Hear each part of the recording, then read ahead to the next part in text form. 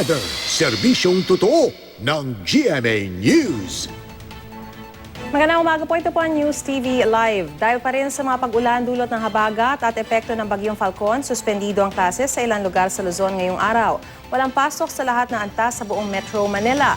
Sa Quezon City, hanggang bukas na idineklara ang suspensyon sa lahat ng antas. Wala na rin pong klase sa Cavite, Laguna, Rizal, gayon din sa Antipolo City at Bataan.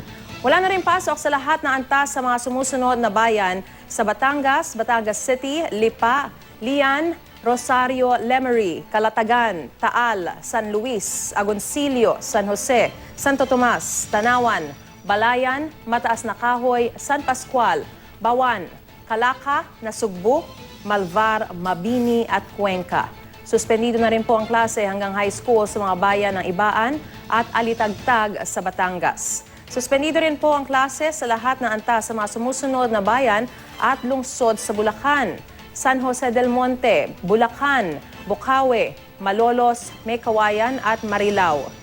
Hanggang bukas naman ang suspensyon sa lahat ng antas sa private at public schools sa Obando. Wala na rin pong pasok sa lahat ng level o lahat ng antas sa Olongapo City.